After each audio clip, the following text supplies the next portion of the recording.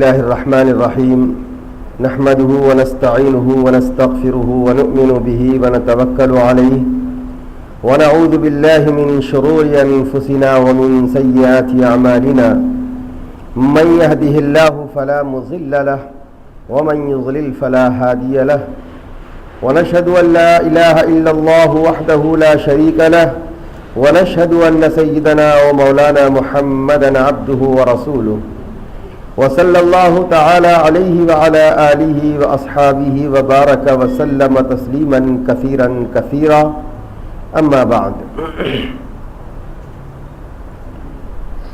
عن عمر رضي الله تعالى عنه قال: ابو بکر سیدنا وخیرنا واحبنا الى رسول اللہ صلی اللہ علیہ وسلم رواہ الترمذی. وعن عبد الله بن عمر عن رسول الله صلى الله عليه وسلم قال لأبي بكر: أنت الصاحب في الغار وأنت الصاحب على الحوض، أو كما قال عليه الصلاة والسلام. عزیزان محترم، گرام قدر بزرگوں اور دوستوں، ماہ مبارک کی نہایت قیمتی اور مبارک تاقرات ہے،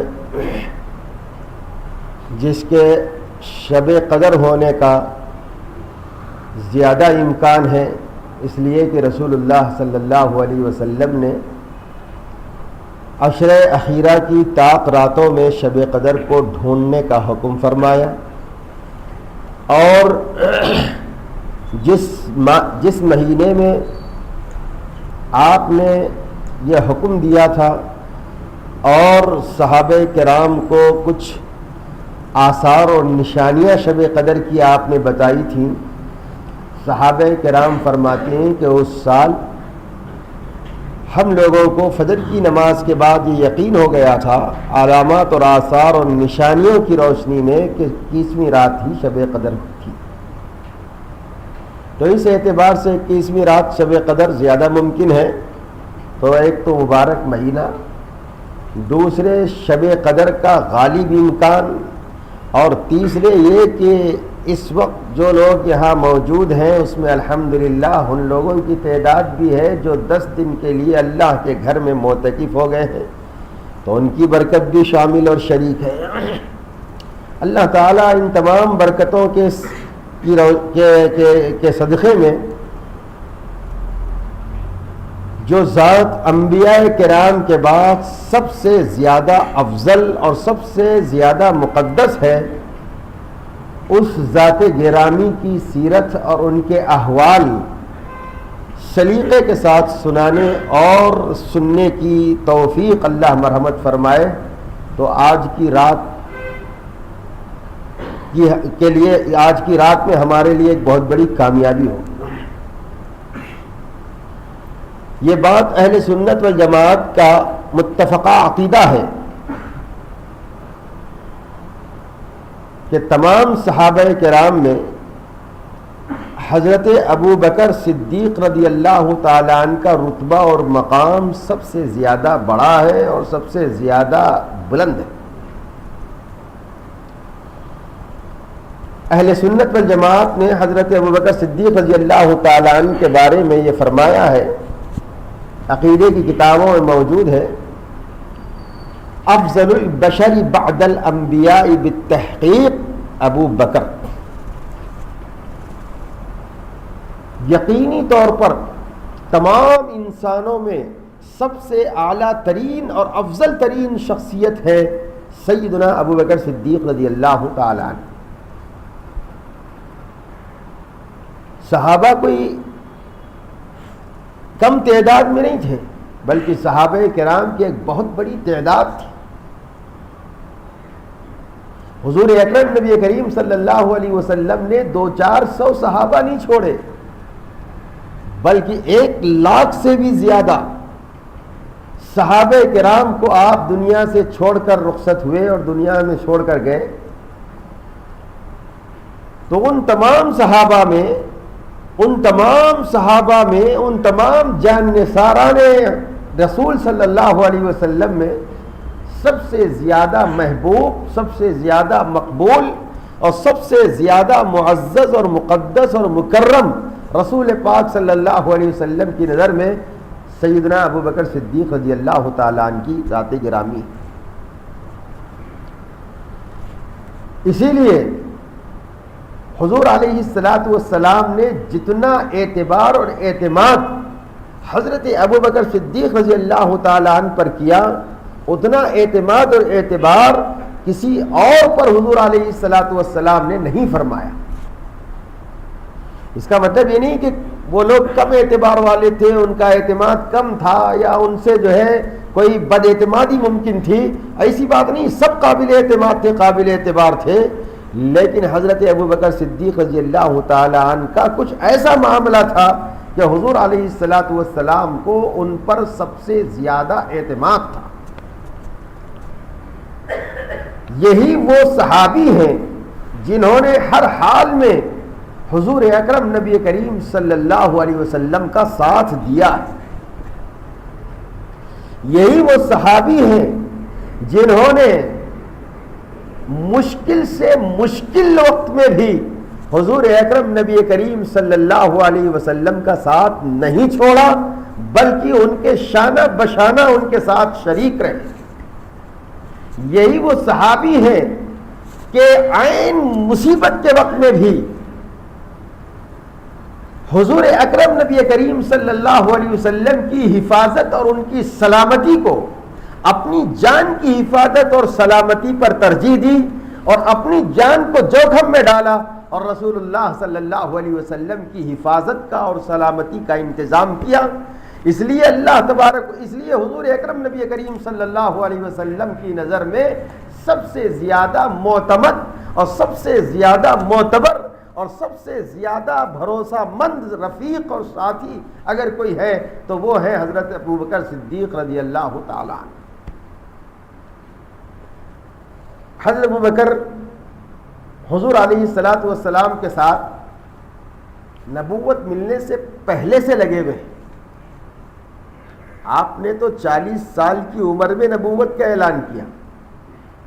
جب آپ کو اللہ نے نبی بنایا اور پہلی وحی آپ پر نازل ہوئی اور آپ اس وحی کو لے کر پہاڑ پر سے اتر کے آئے، کچھ وقفے اور تھوڑی سی مدت کے لیے آپ نہایت پریشان اور نہایت لرزے کی کیفیت میں رہے. لیکن جب آپ کی حالت نارمل ہو گئی تو حضور علیہ السلام نے مکہ مکرمہ میں نبوت کا اور رسالت کا اعلان کیا اور لوگوں کو توحید کی دعوت دی اور کلمہ طیبہ لا الہ الا اللہ محمد رسول اللہ پیش کیا. تب چند لوگ ایک دو حضور علیہ السلام کے قریب ہوتے گئے. لیکن اگر غور کیا جائے، دیکھا جائے تو حضرت ابو بکر صدیق رضی اللہ تعالیٰ اس سے پہلے ہی حضور علیہ السلام پر ایمان لا چکے تھے اور ان کو خدا کا رسول، نبی اور پیغمبر اپنے دل میں مان چکے تھے. تاریخ تو یہ بتاتی ہے کہ سب سے پہلے حضرت خدیجہ مسلمان ہوئی رضی اللہ تعالی عنہ، حضرت علی رضی اللہ تعالی عنہ مسلمان ہوئے، اور حضور علیہ السلام کے غلام تھے جن کو حضرت خدیجہ رضی اللہ تعالی عنہ نے آپ کی خدمت میں پیش کیا تھا، جن کا نام زید ابن حارث ہے، جن کا نام قرآن مجید کے اندر اللہ نے باقاعدہ ذکر فرمایا ہے. حضرت زید مسلمان ہوئے. پھر تاریخ بتاتی ہے کہ سیدنا ابو بکر صدیق رضی اللہ تعالیٰ عنہ مسلمان ہوئے. تو لوگ تطبیق اس طرح کرتے ہیں کہ عورتوں میں سب سے پہلے حضرت خدیجہ اسلام قبول کری، حضرت خدیجہ نے اسلام قبول کیا. لڑکوں میں سب سے پہلے حضرت علی نے اسلام قبول کیا. غلاموں میں سب سے پہلے حضرت زید نے اسلام قبول کیا، اور مردوں میں سب سے پہلے حضرت ابو بکر صدیق رضی اللہ تعالیٰ عنہ نے اسلام قبول کیا. لیکن اگر سیرت صدیق کا مطالعہ کیا جائے اور حضرت سیدنا ابو بکر صدیق رضی اللہ تعالیٰ عنہ کے حالات معلوم کیے جائیں تو یہ بات ظاہر ہوتی ہے کہ ان سب سے بھی پہلے حضرت ابوبکر صدیق رضی اللہ تعالیٰ عنہ ایمان لا چکے تھے، اسلام قبول کر چکے تھے، محمد رسول اللہ صلی اللہ علیہ وسلم کی رسالت اور نبوت کو مان چکے تھے۔ البتہ اس کا اظہار ان تینوں کے بعد آپ نے فرمایا، اس لیے علماء نے، سیرت نگاروں نے لکھا کہ چوتھے نمبر پر حضرت ابوبکر صدیق رضی اللہ تعالیٰ عنہ اسلام لائے اور مسلمان۔ آپ کہیں گے کیسے حضرت ابوبکر صدیق رضی اللہ تعالیٰ عنہ پہلے مسلمان ہو گئے تھے؟ تو ہم اور آپ اچھی طرح جانتے ہیں کہ حضرت ابوبکر صدیق اور حضرت رسول پاک صلی اللہ علیہ وسلم کی عمر میں کوئی زیادہ تفاوت نہیں، بہت زیادہ فرق نہیں ہے، کم و بیش دونوں ہم عمر ہیں، اور بچپن ہی سے حضور علیہ السلام کو حضرت ابوبکر سے مناسبت تھی، اور حضرت ابوبکر رضی اللہ تعالیٰ عنہ کو حضور علیہ السلام سے محبت تھی۔ دونوں اس رسالت اور نبوت سے پہلے بھی گویا کہ ایک قسم کے دوست اور ساتھی تھے۔ تو ظاہر ہے کہ حضرت ابوبکر جن کے مزاج میں، جن کی فطرت میں، جن کی طبیعت میں حق کو قبول کرنا، صداقت کو قبول کرنا، اچھائیوں کو قبول کرنا، نیکیوں کو قبول کرنا، اللہ نے فطری اور طبعی طور پر حضرت ابوبکر صدیق رضی اللہ تعالیٰ عنہ کے مزاج میں رکھا تھا۔ جب انہوں نے حضور علیہ السلام کی بے شمار برکتیں دیکھی ہوں گی تو کسی برکت کا انہوں نے انکار نہیں کیا، اور ہر برکت کو اور آپ کی ہر کرامت کو، اور یہ کہیے کہ ہر معجزے کو، اور ہر وہ چیز جو خلاف عادت آپ سے ظاہر ہو رہی تھی، حضرت ابوبکر صدیق رضی اللہ تعالیٰ عنہ قبول کرتے جاتے تھے، انکار نہیں کیا کسی۔ یہی خود اس بات کی دلیل ہے کہ آپ کو حضرت رسول پاک صلی اللہ علیہ وسلم پر نہایت اعتماد تھا، اور اسی اعتماد کا نام تو ایمان ہے۔ سیرت حلبیہ میں لکھا ہوا ہے کہ حضرت ابوبکر صدیق رضی اللہ تعالیٰ عنہ حضور علیہ السلام کی نبوت اور رسالت سے بہت پہلے ملک شام گئے ہوئے تھے، اور ملک شام میں تجارت کے ارادے سے اور تجارت کا سامان لے کر گئے تھے۔ آپ نے جو کچھ سامان تھا اس کو فروخت کرنا شروع کیا۔ اسی عرصے میں، اسی علاقے اور اسی زمانے میں ایک رات میں آپ سوئے تو عجیب و غریب آپ نے خواب دیکھا، اور جب آپ نے خواب دیکھا تو آپ کو اس خواب کی تعبیر کی فکر لاحق ہو گئی، اور بے چین رہے کہ کوئی معبر خواب مجھے مل جائے تو میں ان کو اپنا خواب بیان کروں اور اس کی تعبیر ان سے حاصل کروں۔ سیدنا ابوبکر صدیق رضی اللہ تعالیٰ عنہ شام کے ملک میں ہے، تجارت کے سفر میں ہے، تاجر بنے ہوئے ہیں، اپنا مال تجارت فروخت کر رہے ہیں، اور رات میں سوتے ہیں تو خواب دیکھتے ہیں کہ میں مکہ مکرمہ میں ہوں، مکہ مکرمہ میں ہوں، حرم شریف میں ہوں، اور آسمان سے ایک چاند اترتا ہوا ان کے پاس آیا، اور مکہ مکرمہ کے ہر گھر میں اس کا ایک ایک حصہ داخل ہو گیا، اور اس کے بعد پھر وہ سارا چاند ان کی گود میں آ گیا۔ جب انہوں نے یہ خواب دیکھا، نیند سے بیدار ہو گئے، تو اس عجیب و غریب نورانی خواب اور روحانی خواب کی تعبیر کی فکر لاحق ہونا ناگزیر تھا۔ تو حضرت ابوبکر صدیق رضی اللہ تعالیٰ عنہ خواب کی تعبیر کے لیے پریشان رہے، یہاں تک کہ ان کو معلوم ہوا کہ ملک شام میں ایک یہودی عالم ہے جن کو بحیرہ راہب کہا جاتا ہے، جو بڑے صاحب تقوی اور نیک آدمی ہیں، ان سے آپ کو آپ کی خواب کی تعبیر مل سکتی ہے۔ چنانچہ حضرت ابوبکر صدیق رضی اللہ تعالیٰ عنہ ان کے پاس گئے اور انہوں نے اپنا خواب سنا دیا۔ جب خواب سنایا تو راہب نے پوچھا کہ تم کون ہو؟ انہوں نے بتا دیا کہ میں فلاں ابن فلاں ہوں، فلاں خاندان کا ہوں۔ کہاں سے آئے ہو؟ بتا دیا مکہ مکرمہ سے آیا ہوا ہوں۔ پوچھا کہ اچھا وہاں کوئی ایسا آدمی بھی ہے جس کا نام محمد یا احمد ہے؟ تو ان کو خود معلوم تھا ان کے رفیق اور ساتھی اور ہمیشہ کے ساتھ رہنے والے محمد رسول اللہ صلی اللہ علیہ وسلم اس وقت تک تو محمد ابن عبداللہ ہی سے مشہور تھے. کہنے لگے کہ ہاں محمد ابن عبداللہ ہمارے دوست اور ہمارے ساتھی ہیں اور مکہ مکرمہ میں بڑے قابل قدر قابل احترام شخص ہیں.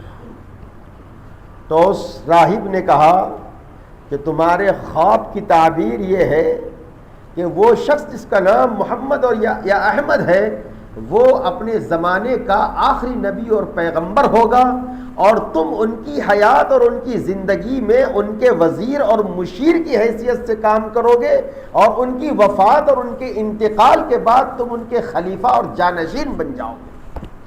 یہ تعبیر بحیرہ راہب نے اس خواب کی بنیاد پر دی جو خواب ملک شام میں حضرت ابوبکر صدیق رضی اللہ تعالیٰ نے دیکھا تھا.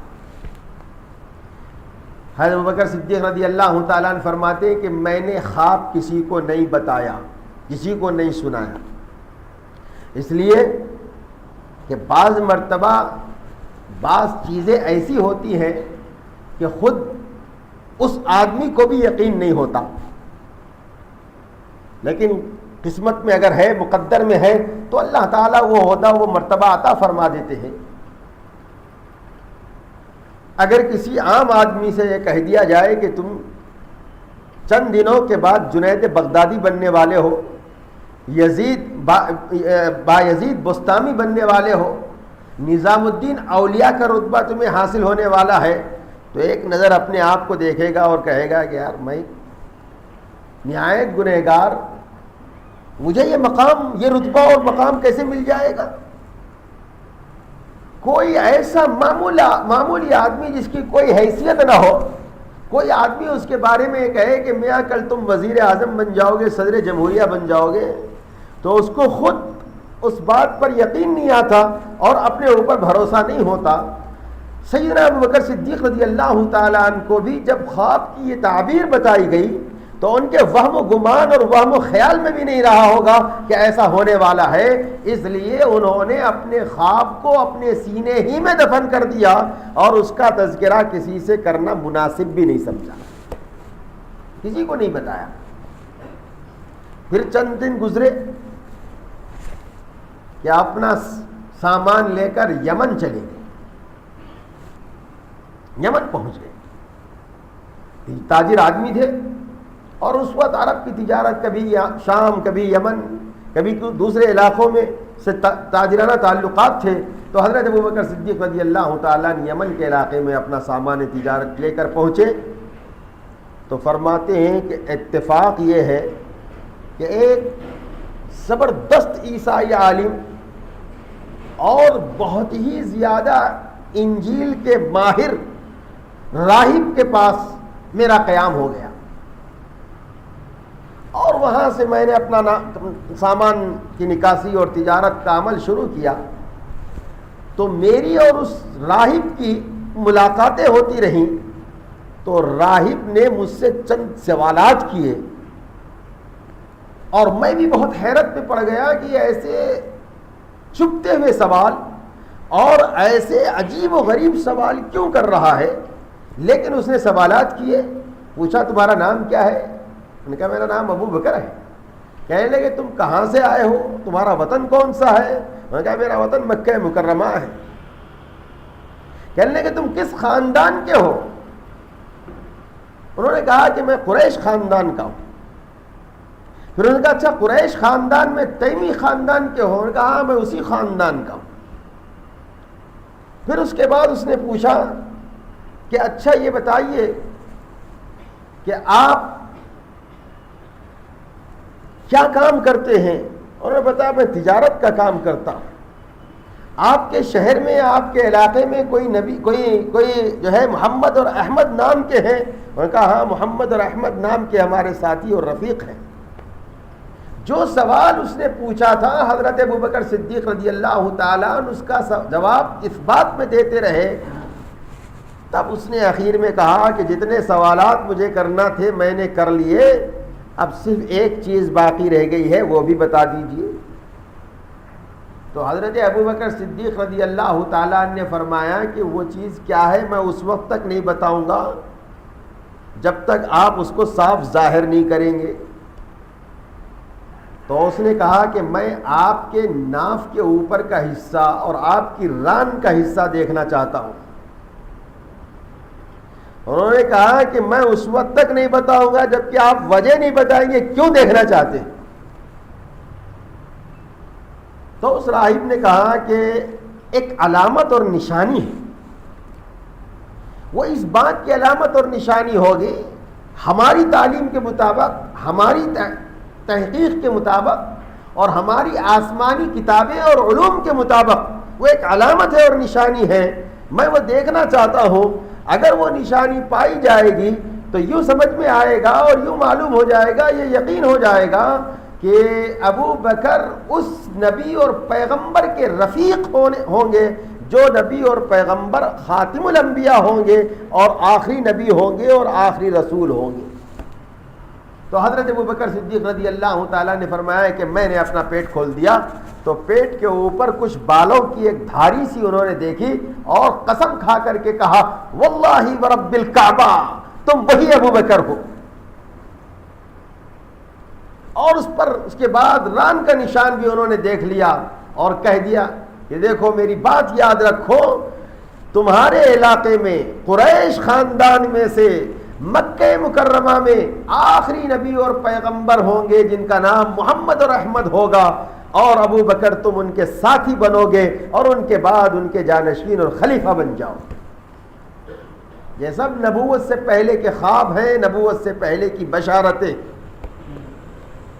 حضرت ابو بکر صدیق رضی اللہ تعالیٰ عنہ کو جب اتنا کچھ بتا دیا گیا تھا کہ وہ نبی اور پیغمبر ہونے والے ہیں اور رات دن ان کے ساتھ میں رہتے تھے اور ان کے ساتھ اٹھنا بیٹھنا تھا، کبھی انہوں نے ترک تعلق نہیں کیا، دوری اختیار نہیں کی، اپنا رشتہ دوستی نہیں چھوڑا، جس کا مطلب صاف اور صریح ہے کہ راہب کے بتانے کے مطابق حضرت ابو بکر صدیق رضی اللہ تعالیٰ عنہ کے قلب و دل میں حضور اکرم نبی کریم صلی اللہ علیہ وسلم کی نبوت اور رسالت پر یقین ہو چکا تھا. یمن کے عالم کے بتانے کی روشنی میں حضرت ابو بکر صدیق رضی اللہ تعالیٰ عنہ کے قلب اور دل میں رسول اللہ صلی اللہ علیہ وسلم کی رسالت اور نبوت بیٹھ چکی تھی. اب حضرت ابو بکر صدیق رضی اللہ تعالیٰ عنہ یمن سے چلے اور یہ کوئی مختصر سا سفر نہیں تھا، کئی دن اور مہینے لگ جایا کرتے تھے. جب یمن سے چل کر مکہ مکرمہ پہنچے تو مکہ مکرمہ میں کھلبلی مچی ہوئی تھی، ایک عجیب چرچا اور شور ہو رہا تھا. اسی دوران رسول اللہ صلی اللہ علیہ وسلم کو اللہ نے نبوت عطا فرمائی ہوئی تھی، رسالت عطا فرمائی ہوئی تھی، اور آپ نے آ کر رسالت اور نبوت کا اعلان کیا کہ میں محمد ابن عبداللہ سے محمد رسول اللہ ہو چکا ہوں. جو میرے اوپر ایمان لائے گا، میری رسالت کو تسلیم کرے گا، وہی ناجی ہوگا، جنتی ہوگا، اور جو میرا انکار کرے گا وہ جہنمی اور دوزخی ہوگا اور منکر اور کافر مانا جائے گا. حضور علیہ السلام نے اعلان کیا. ادھر حضرت خدیجہ مسلمان ہو گئی، ایمان لے آئی. ورقہ ابن نوفل کے بارے میں بھی آتا ہے کہ وہ بھی مسلمان ہو گئے، ایمان لے آئے. حضرت علی رضی اللہ تعالیٰ عنہ بھی مسلمان ہو گئے، حضرت زید رضی اللہ تعالیٰ عنہ بھی مسلمان ہو گئے. لیکن بقیہ لوگ شش و پنج میں پڑے ہوئے ہیں، کسی کو سمجھ میں نہیں آ رہا ہے. بڑے بڑے سردار قریش کے نبوت اور رسالت کو قبول کرنے میں پس و پیش ہیں، بلکہ بعض تو باقاعدہ انکار کرنے لگے ہیں کہ یہ نبی نہیں ہو سکتے، یہ رسول نہیں ہو سکتے. حضرت ابو بکر صدیق رضی اللہ تعالیٰ نمودار ہو گئے، سفر سے آ گئے تو سرداران قریش نے ان کو گھیر لیا. کہنے لگے کہ ہم تو تمہارے انتظار میں تھے، ہم تو تمہارے انتظار میں تھے. انہوں نے کہا کیا بات ہے، کیا میرا ایسا انتظار تمہیں لگا ہوا تھا؟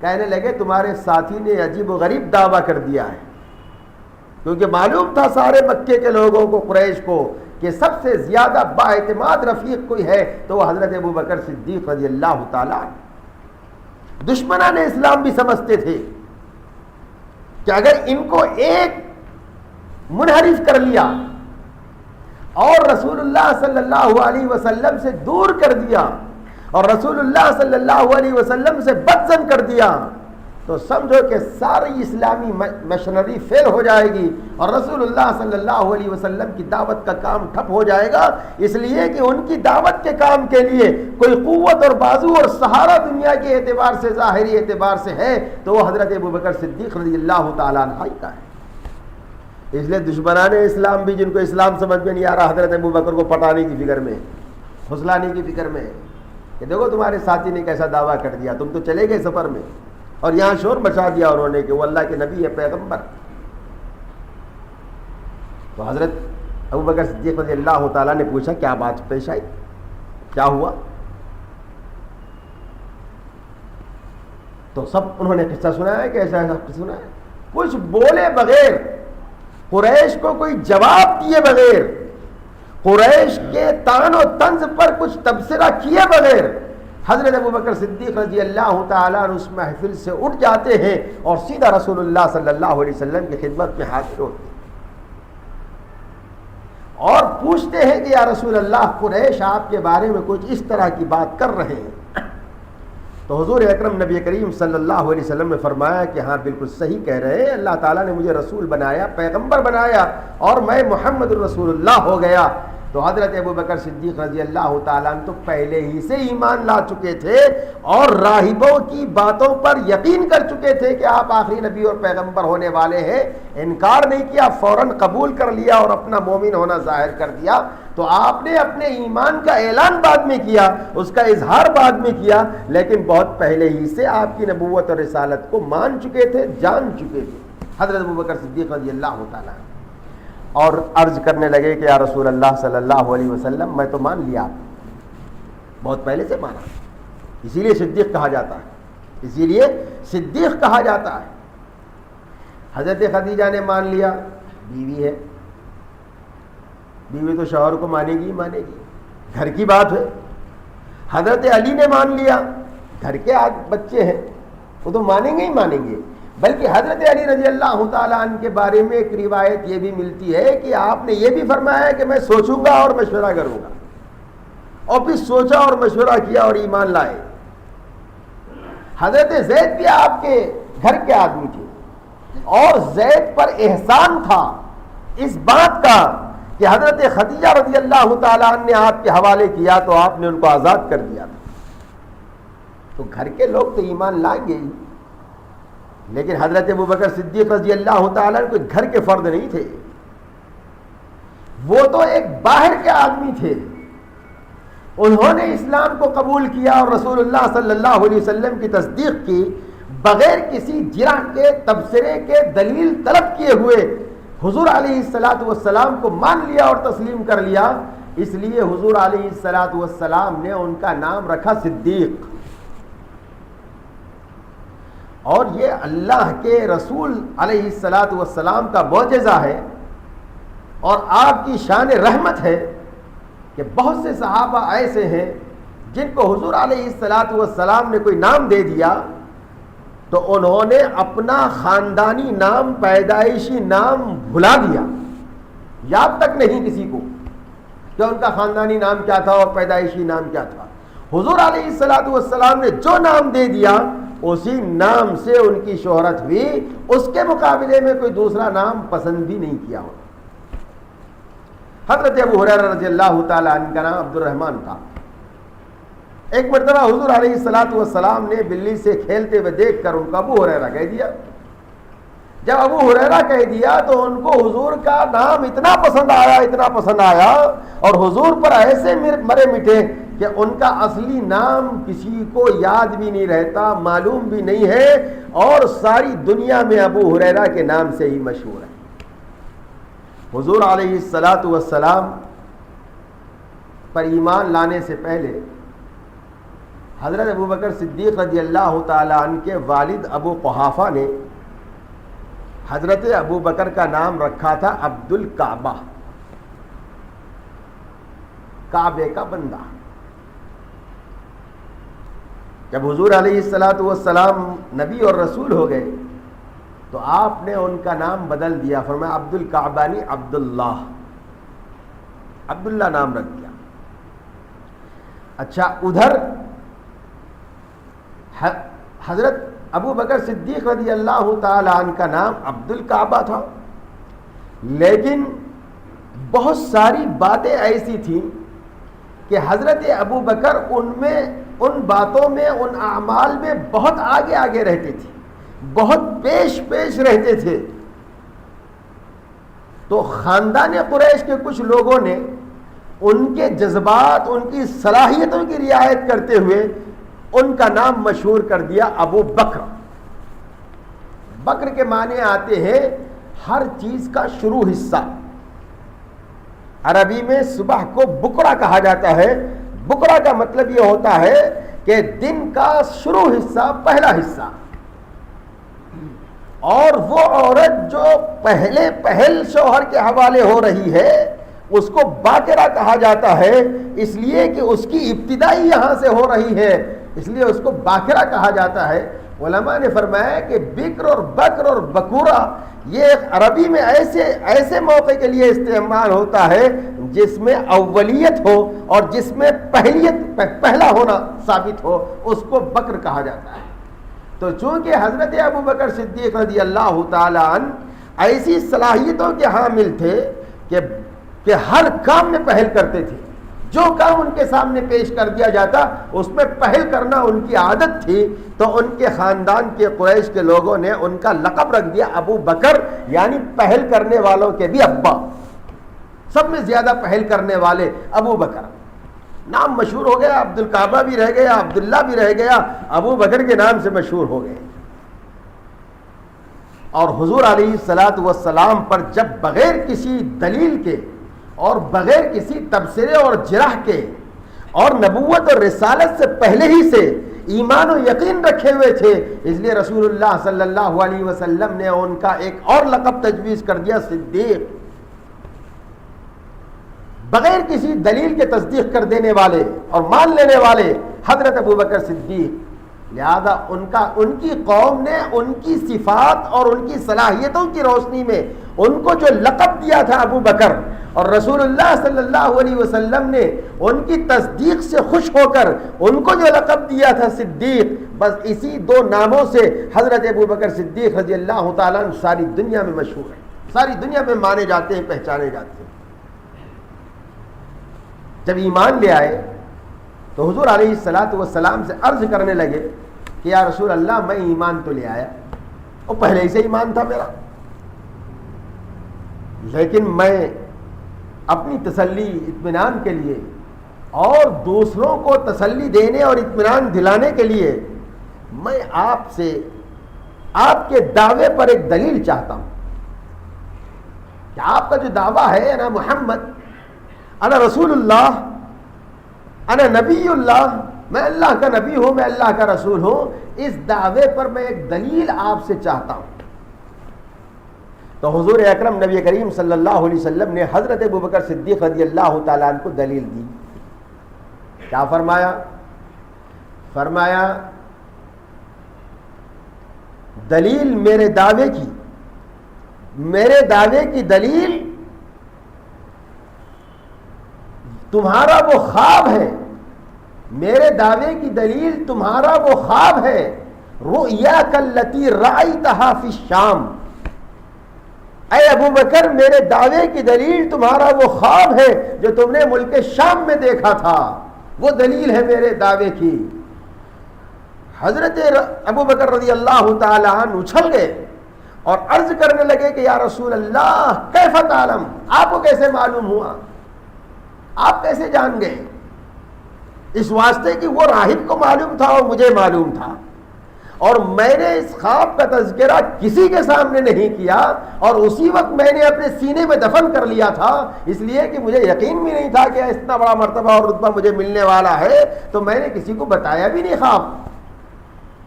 آپ کو کیسے معلوم ہو گیا؟ تو اللہ کے رسول صلی اللہ علیہ وسلم نے فرمایا اتانی جبرائیل, ابھی میرے پاس جبرائیل آئے, اور انہوں نے تمہارا خواب مجھے بتا دیا کہ ابو بکر نے ایسا ایسا خواب نبوت اور رسالت سے بہت پہلے ملک شام میں دیکھا تھا۔ حضرت ابو بکر پڑھے لکھے تھے، جانتے تھے، اور انہیں معلوم تھا کہ جبرائیل کسی عام آدمی کے پاس نہیں آتے، اور جبرائیل صرف اللہ کے نبی اور پیغمبر کے پاس آتے ہیں، لہٰذا انہوں نے کہا رسول اللہ بس بس، اور لپٹ لیا رسول اللہ صلی اللہ علیہ وسلم کو، اور آپ کی پیشانی کا بوسہ لے لیا اور فرمایا کہ بس مجھے یقین ہو گیا، اب میں سب کو اطمینان دلاؤں گا۔ چنانچہ حضرت ابو بکر صدیق رضی اللہ تعالیٰ عنہ کو اتنا یقین آیا کہ آپ نے اپنے یقین کی بنیاد پر بڑے بڑے لوگوں کو اسلام کی طرف مائل کیا، اور حضرت ابو بکر صدیق رضی اللہ تعالیٰ عنہ کی دعوت اور تبلیغ پر حضرت عثمان ابن عفان، حضرت عثمان ابن مظعون اور دیگر بڑے بڑے جلیل القدر صحابہ جو بعد میں صحابہ بنے، حضرت ابو بکر صدیق رضی اللہ تعالیٰ عنہ کی دعوت پر مسلمان ہوئے اور آپ کی تبلیغ سے متاثر ہو کر کے اسلام کا کلمہ پڑھا۔ یہ ہے حضرت ابو بکر صدیق رضی اللہ تعالیٰ۔ اب جب اتنا یقین تھا ان کو حضور علیہ الصلوۃ والسلام پر، اور حضور علیہ الصلوۃ والسلام کو بے پناہ اعتماد تھا حضرت ابو بکر صدیق رضی اللہ تعالیٰ عنہ کو، اس لیے ہر وقت، ہر موقع پر، ہر مصیبت میں، ہر مشکل میں، صبح ہو، شام ہو، سفر ہو، حضر ہو، حضرت ابو بکر صدیق رضی اللہ تعالیٰ عنہ سائے کی طرح آپ کے ساتھ میں رہتے تھے، ہر وقت ساتھ میں لگے ہوئے۔ ایک مرتبہ بیت اللہ کے پاس حرم کے اندر کچھ مشرکین نے حضور اکرم نبی کریم صلی اللہ علیہ وسلم کو تنہا پا کر حضور صلی اللہ علیہ وسلم کے ساتھ لڑائی شروع کر آپ کو مارنے لگے، اور ایسا مارنے لگے اور ایسا لڑنے لگے کہ انہی میں سے ایک آدمی کو رحم آ گیا، اور وہ فوراً حرم سے باہر نکلا۔ حضرت ابو بکر صدیق رضی اللہ تعالیٰ عنہ کو اس نے آواز دی اور یہ کہا کہ جاؤ تمہارے ساتھی کی فکر کرو، تمہارے ساتھی کی مدد کرو، تمہارے ساتھی کو مارا جا رہا ہے۔ حضرت ابو بکر صدیق رضی اللہ تعالیٰ عنہ جب سنے تو بے تحاشا ننگے پاؤں دوڑ گئے اور جا کر ان لوگوں سے جو حضور علیہ الصلوۃ والسلام سے لڑ رہے تھے اور آپ کے ساتھ مزاحمت کر رہے تھے، ان سب کو کہنے لگے اتقتلون رجلا ان یقول ربی اللہ، کیا تم ایسے آدمی کو مار ڈالنا چاہتے ہو جو یہ کہتا ہے کہ میرا پروردگار اللہ ہے، جو اللہ کی بات پیش کرتا ہے، اللہ کی دعوت دیتا ہے، اللہ کی طرف بلاتا ہے؟ کیا تم ایسے آدمی کو مار ڈالو گے اور ان کو مار کر تمہیں چین آئے گا؟ جب حضرت ابو بکر صدیق رضی اللہ تعالیٰ عنہ نے ان لوگوں کو لتاڑا تو ان لوگوں کا رخ بدل گیا، انہوں نے حضور علیہ الصلوۃ والسلام کو چھوڑ دیا اور حضرت ابو بکر صدیق کو مارنے لگے رضی اللہ تعالیٰ عنہ، اور اتنا مارا کہ حرم کی وہ زمین شاہد ہے کہ حضرت ابو بکر صدیق رضی اللہ تعالیٰ عنہ ماروں کی تاب نہیں لا کر کے بے ہوش ہو کر زمین پر گر پڑے۔ کسی نے اطلاع دی ابو قحافہ کو، کسی نے اطلاع دی حضرت ابو بکر کی والدہ کو کہ تمہارے بیٹے کو مارا گیا ہے اور وہ بے ہوش ہو کر کے حرم میں گر پڑا ہے۔ وہ لوگ وہاں پہنچے اور کسی طرح سے ان کو اٹھا کر اپنے گھر لائے، اور گھر میں بے ہوش پڑے ابو بکر صدیق رضی اللہ تعالیٰ عنہ، خود مار کھا لیا، خود بے ہوش ہو گئے، لیکن رسول اللہ صلی اللہ علیہ وسلم کے ساتھ اتنی پکی دوستی اور اتنی سخت ترین جو ہے محبت ہے کہ حضور علیہ الصلوۃ والسلام کی حفاظت اور ان کو بچانا یہ ان کا فرض تھا، اور اس کو اپنی جان سے زیادہ ضروری سمجھتے تھے۔ اب گھر میں پڑے ہوئے ابو بکر صدیق بے ہوش ہے، ہوش میں لانے کی کوشش کی جا رہی ہے، پانی چھنکا جا رہا ہے، خوشبو سکھائی جا رہی ہے، دوا دارو علاج ہو رہا ہے تاکہ ابو بکر ہوش میں آ جائیں۔ سارا خاندان، سارے گھر والے فکر میں ہیں کہ ابو بکر ہوش میں آ جائیں۔ تو حضرت ابو بکر صدیق رضی اللہ تعالیٰ عنہ کو بڑی دیر کے بعد ہوش آیا، اور تھوڑی سی ان کی آنکھ کھلی اور وہ کچھ زبان ہلانے کے قابل ہوئے، تو ان کی اماں نے کہا کہ بیٹا بہت دیر سے تم پڑے ہوئے ہو، کچھ کھا لو، کچھ پی لو۔ حضرت ابوبکر صدیق رضی اللہ تعالیٰ نے کہا کہ میں کچھ نہیں کھاؤں گا، میں کچھ نہیں پیوں گا، میرے نبی، میرے پیغمبر محمد صلی اللہ علیہ وسلم میرے ساتھی کیسے ہیں، ان کا کیا حال ہے، ان کا کیا حال ہے، میں ان کا حال جاننا چاہتا ہوں، میں ان کا حال جاننا چاہتا ہوں۔ ماں کہتی ہے کہ بیٹا تو بے ہوش پڑا ہوا تھا، تو اپنی فکر کر لے، تو کچھ کھا لے، کچھ سنبھل جا، کچھ اٹھنے کے قابل ہو جا۔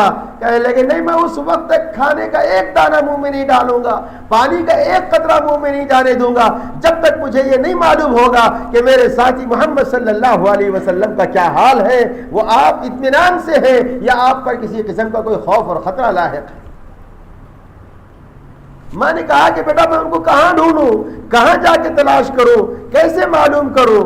تو حضرت ابوبکر صدیق رضی اللہ تعالیٰ عنہ نے فرمایا کہ اماں جان ذرا جاؤ ام جمیل کے گھر میں، ام جمیل کے پاس ہوں گے حضور علیہ الصلوۃ والسلام، وہاں دیکھ کر کے آؤ ان کا حال کیسا ہے، وہ اگر آرام میں ہے، راحت میں ہے تو مجھے سکون ملے گا، اور اگر وہ کسی خوف و خطرے کی حالت میں ہے تو مجھے کوئی سکون نہیں مل سکتا۔ حضرت ابوبکر صدیق رضی اللہ تعالیٰ عنہ کی والدہ نے اپنے گھر سے سفر کیا اور ام جمیل کے گھر پہ پہنچی، اور وہاں جا کر انہوں نے حضور کا حال معلوم کیا، حضور کی کیفیت دریافت کی۔ جب معلوم ہوا کہ اطمینان ہوا تو آ کر کہنے لگے کہ بیٹا حضور علیہ الصلوۃ والسلام تمہارے ساتھی خیریت سے ہیں، آرام میں ہیں، عافیت میں ہیں۔ اتنا سننا تھا کہ حضرت ابوبکر صدیق رضی اللہ تعالیٰ کھڑے ہو گئے اور کہنے لگے جب تک میں اپنی آنکھوں سے نہیں دیکھوں گا آپ کو اس وقت تک نہ کھاؤں گا نہ پیوں گا۔ چنانچہ دوڑ کے حضرت رسول پاک صلی اللہ علیہ وسلم کی خدمت میں حاضر ہوئے اور پھر ان کی صحت ہو گئی، ان کو آرام مل گیا۔ یہ تھا تعلق حضرت ابوبکر صدیق رضی اللہ تعالی عنہ کو رسول پاک صلی اللہ علیہ وسلم سے، سیدنا ابوبکر صدیق۔ اسی لیے صحابہ فرماتے تھے ابو بکر سیدنا، ابو بکر خیرنا، ابو بکر تو ہمارے سردار ہیں، ابو بکر ہم سب میں سب سے زیادہ بہترین ہے، وَأَحَبُّنَا إِلَىٰ رَسُولِ اللَّهِ صلی اللہ علیہ وسلم، اور ہم سب میں سب سے زیادہ محبوب اور چہیتے حضور علیہ الصلوۃ والسلام کے حضرت سیدنا ابو بکر صدیق رضی اللہ تعالی عنہ۔ کیا اعتماد، کیا محبت، کیا دوستی، کیا وفاداری۔ ساری دنیا کے مسلمانوں کی وفاداری ایک طرف، سیدنا ابوبکر صدیق رضی اللہ تعالیٰ عنہ کی وفاداری ایک طرف، تب بھی حضرت صدیق اکبر کی وفاداری تمام مسلمانوں کی وفاداری پر بھاری رہے گی، غالب آئے گی۔ حضور علیہ الصلوۃ والسلام کو اللہ تعالیٰ نے حکم دیا کہ نبی پیغمبر اب وقت آ گیا ہے مکے کو چھوڑنے کا، اب وقت آ گیا ہے ہجرت کرنے کا، اس لیے کہ مکے میں پلاننگ ہو چکی تھی، محمد رسول اللہ صلی اللہ علیہ وسلم کو سب مل کر یک بارگی حملہ کر کے قتل کر دینے کی پلاننگ ہو چکی تھی۔ یہ بات طے کی جا چکی تھی خفیہ طور پر کہ قریش کے خاندان اور دیگر قبائل کے لوگوں میں سے ایک ایک آدمی کو، نوجوان کو چن لیا جائے اور 12-15 نوجوانوں کے ذمے یہ کام کیا جائے کہ وہ آدھی رات کے بعد سے رسول اللہ صلی اللہ علیہ وسلم کا گھر گھیرے میں رہیں اور چاروں طرف پھیل جائیں، اور صبح کو جب وہ نماز کے لیے اپنے گھر سے نکلیں سب مل کے ایک بار یہ حملہ کر دیں اور حضور علیہ الصلوۃ والسلام کا کام ہمیشہ کے لیے تمام کر دیا جائے۔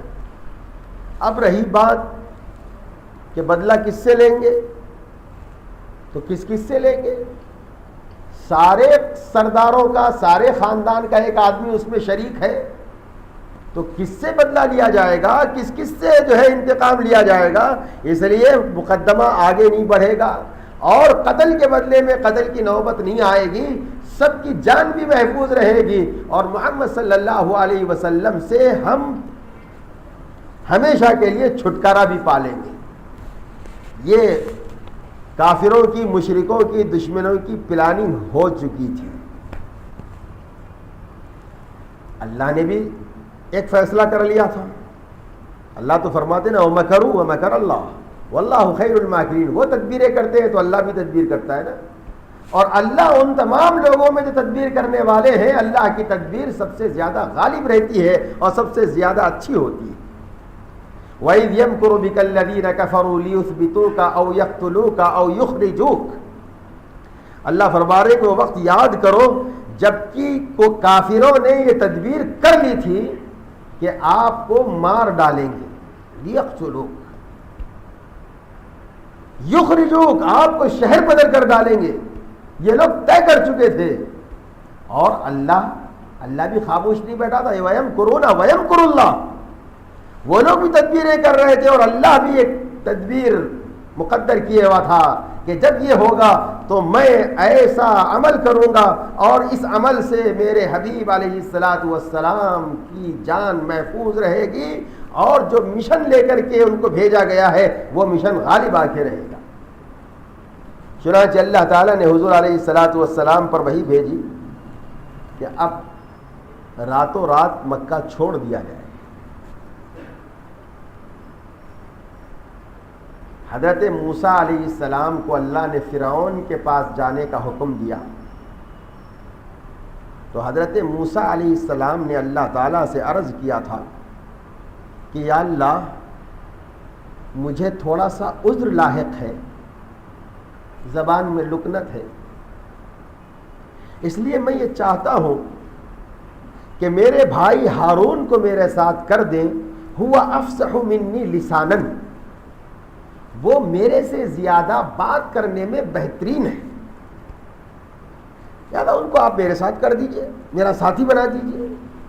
تو اللہ تعالیٰ نے حضرت موسیٰ علیہ السلام کی درخواست قبول کر لی اور حضرت ہارون کو حضرت موسیٰ علیہ السلام کا ساتھی بنا دیا۔ حضور اکرم نبی کریم صلی اللہ علیہ وسلم نے اللہ تعالیٰ سے پوچھا کہ یا اللہ ہجرت کرنے کا، وطن چھوڑنے کا حکم دیا جا رہا ہے، میں تنہا ہجرت کروں یا میرے ساتھ کوئی میرا رفیق اور صحیح میرا ساتھی ہوگا؟ اللہ تعالیٰ نے تجویز کیا کہ تمہارے ساتھ ابو بکر ہوں گے۔ اسی لیے حضور اکرم نبی کریم صلی اللہ علیہ وسلم فرمایا کرتے تھے کہ ابو بکر سے کہتے تھے ابو بکر انت صاحب فی الغار، تم میرے ساتھ رہے ہو، آسمان کی طرف سے تجویز تھا کہ تم میرے ساتھ رہو گے غار میں، اور وَأَنْتَ صَاحِبِي عَلَى الْحَوْضِ، اور تم حوض کوثر پر بھی میرے ساتھ رہو گے۔ تو حضور اکرم صلی اللہ علیہ وسلم نے جب اللہ تعالیٰ کی مرضی معلوم کر لی تو آقا اور سرکار محمد رسول اللہ صلی اللہ علیہ وسلم نے ارادہ کر لیا کہ حضرت ابو بکر صدیق رضی اللہ تعالیٰ عنہ کو ساتھ میں لینا ہے، لیکن ابھی بتایا نہیں، ابھی اعلان نہیں کیا، اظہار نہیں کیا، حضرت ابو بکر صدیق رضی اللہ تعالیٰ عنہ کو طلب نہیں کیا، وقت کے انتظار میں رہے۔ ادھر حضرت ابو بکر صدیق رضی اللہ تعالیٰ عنہ کا حال دیکھیے، رات ہو چکی ہے، گھر میں آ چکے ہیں، سونے کا وقت قریب آ رہا ہے، لیکن بے چینی ہو رہی، نیند نہیں آ رہی ہے، تڑپ رہے ہیں، بے چین ہیں، پریشان ہیں، اور بار بار یہ خیال کر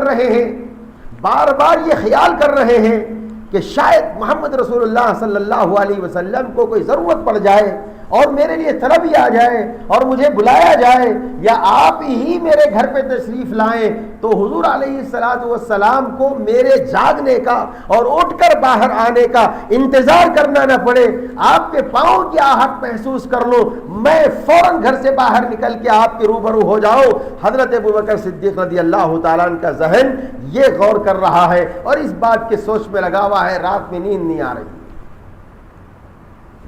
حضور علیہ السلام وقت کے انتظار میں تھے، جب وہ وقت قریب آ گیا تو آپ اپنے گھر سے چلے، حضرت ابو بکر صدیق رضی اللہ تعالیٰ عنہ کے گھر پہ پہنچے، آواز دی ابو بکر۔ حضرت ابو بکر جاگ ہی رہے تھے، گویا کہ طاق میں تھے کہ ادھر سے آواز آئے تو کون کر پھڑاک کر باہر نکلو۔ حضرت ابو بکر فوراً باہر نکلے۔ حضور علیہ السلام نے پوچھا ابو بکر سوئے نہیں؟ اتنی رات ہو گئی، سوئے نہیں، جاگ رہے تھے کیا؟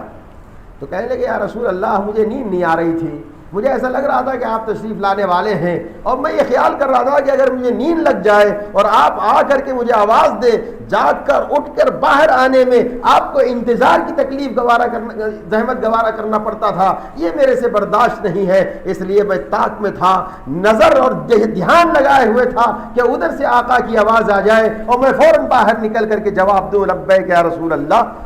حضور علیہ السلام بہت خوش ہو گئے اور پھر کہا کہ ابو بکر گھر میں کون کون لوگ ہیں؟ تو حضرت ابو بکر نے کہا کہ یا رسول اللہ گھر والے ہی ہیں، اگر آپ کو تنہائی چاہیے تو میں ان کو بھی ہٹا دوں۔ تو حضور علیہ السلام نے فرمایا کہ گھر والے ہی ہیں، ٹھیک ہے، اور کوئی دوسرا تو نہیں ہے؟ کہنے لگے نہیں، پورے گھر پر رسول اللہ صلی اللہ علیہ وسلم کو اعتماد۔ حضور علیہ السلام گھر میں تشریف لے گئے۔ حضرت ابوبکر صدیق رضی اللہ تعالیٰ عنہ سے فرمانے لگے کہ اے ابوبکر، اللہ کا حکم آ گیا ہجرت کا، اور یہ بھی طے ہوا کہ اس میں ابوبکر میرے ساتھ میں رہیں گے، تمہاری کیا رائے ہے؟ تم کیا سوچ رہے ہو؟ تو حضرت ابوبکر صدیق رضی اللہ تعالیٰ عنہ نے فرمایا کہ یا رسول اللہ، میرے ماں باپ آپ پر قربان، میری جان کی کیا حیثیت ہے؟ میری جان آپ پر قربان، اللہ کی تجویز، اللہ کا حکم اور آپ کا اشارہ، میں پیچھے ہٹنے والا نہیں ہوں۔ آپ کا جو حکم ہوگا سراخوں پر ہوگا، میں آپ کی قدم بقدم حفاظت کروں گا اور آپ کے ساتھ میں رہوں گا یہاں تک کہ اس منزل پر آپ پہنچ جائیں جس منزل پر اللہ تعالیٰ آپ کو پہنچانا چاہے۔ حضور علیہ السلام بہت خوش ہو گئے، کہنے لگے کہ تیاری کر لو۔ حضرت ابوبکر صدیق رضی اللہ تعالیٰ عنہ نے اپنی بیٹی حضرت اسماء رضی اللہ تعالیٰ عنہ سے کہا کہ بیٹی تیار کرو، جو کچھ سفر میں لے جانے کا سامان تھا وہ انہوں نے اکٹھا کیا، اور اس کو کسی جھولے میں رکھنے کے لیے ان لوگوں کے پاس جھولا نہیں تھا، کوئی بیگ نہیں تھا، تو حضرت اسماء نے اپنی اوڑھنی میں سے آدھی اوڑھنی پھاڑ لی، آدھی اوڑھنی اوڑھ لی، اور وہ آدھی اوڑھنی سے حضرت ابوبکر صدیق رضی اللہ تعالیٰ عنہ کے سفر کا سامان پیک کر دیا اور اس کو باندھ کے رکھ دیا۔ حضرت ابوبکر صدیق رضی اللہ تعالیٰ عنہ اپنے گھر والوں کو نصیحت کر رہے ہیں، ہدایت دے رہے ہیں، عبد الرحمن تمہارا کام یہ رہے گا کہ دن بھر میں دشمنوں کی باتیں سنتے رہنا، ان کے پاس میں جانا، ان سے ملنا، اور ان کی کیا کیا چیمگوئیاں ہیں، کیا کیا باتیں ہیں، وہ سب معلوم کر لینا، اور رات میں کسی وقت تنہائی میں آ کر کے ہمارے ٹھکانے پر آ کر ہمیں بتا دینا کہ مکے میں یہ ساری پلاننگ اور یہ ساری باتیں چل رہی ہیں۔ انہوں نے اپنی بیوی محترمہ کو حکم دے دیا کہ تم گھر سے باہر نہیں جانا، گھر میں بیٹھ کر ہم دونوں کے لیے روٹی پکانا اور روٹی پکا کر اس کو تیار رکھنا۔ اپنی بیٹی کو بلا کر کہا کہ بیٹی تم چھوٹی سی ہو، تمہیں کوئی تعرض نہیں کرے گا، چھیڑے گا نہیں، تم امی جب روٹی پکا لینا تو اس روٹی کو لے کر کے کھانا ہمارا ٹفن اور توشہ ہمارے فلاں مقام پر پہنچا جانا۔ بیٹی کو کام میں لگا دیا، بیوی کو کام میں لگا دیا، بیٹے کو کام میں لگا دیا، اور غلام سے کہہ دیا کہ جانور بکریاں لے کر چرتے رہنا، اور جب موقع دیکھنا کہ کوئی نہیں ہے آس پاس میں تو جانوروں کو لا کر دودھ دو کر پلا دینا اور چلے جانا۔ سب پورے گھر کو، خاندان کو حضور علیہ السلام کی حفاظت اور سلامتی پہ کام میں لگا دیا، اور خود حضور علیہ السلام کے ساتھ نکل پڑے۔ چلتے چلتے وہ مقام آیا جس مقام میں اس غار میں پہنچنا تھا اور وہاں رات گزارنا تھا۔ حضور علیہ السلام جب پہاڑ کے قریب دامن میں پہنچ گئے اور یہ فرمایا کہ اس غار میں ہمیں پناہ لینا ہے، تو حضرت ابوبکر صدیق رضی اللہ تعالیٰ عنہ چڑھنے لگے، حضور علیہ السلام چڑھنے لگے، تو کسی مصلحت سے اللہ کے رسول صلی اللہ علیہ وسلم اپنے پنجوں کے بل چڑھ رہے تھے، اور مصلحت یہ تھی کہ پنجوں کے بل چڑھنے میں پورا پیر پہاڑ پر یا زمین پر نہیں پڑے گا، اگر پورا پیر زمین پر ڈال دیا جائے یا مٹی پر ڈال دیا جائے یا کسی پتھر پر اس پیر کا اثر آ جائے تو پھر یہ بڑے ہوشیار لوگ ہیں، پیروں کی نشانیوں سے آدمیوں کی منزلوں کو پہچان لینے والے لوگ ہیں، ہمارے قدموں کی نشانیوں سے ہمارا پتہ لگا لیں گے۔ اس لیے اللہ کے رسول صلی اللہ علیہ وسلم پنجوں کے بل پہاڑ پر چل رہے تھے۔ حضرت ابوبکر صدیق رضی اللہ تعالیٰ نے دیکھا، فوراً سمجھ گئے کہ حضور علیہ السلام کو شاید تھکن ہو گئی ہوگی، شاید تاب ہو گیا ہوگا، اللہ کے رسول صلی اللہ علیہ وسلم کو تکلیف ہو رہی ہوگی چڑھنے میں۔ کہنے لگے کہ یا رسول اللہ، ابو بکر کا کاندھا سواری کی حیثیت سے حاضر ہے۔ بیٹھ گئے اور زبردستی اللہ کے رسول صلی اللہ علیہ وسلم کو اپنے کندھوں پر سوار کرا لیا۔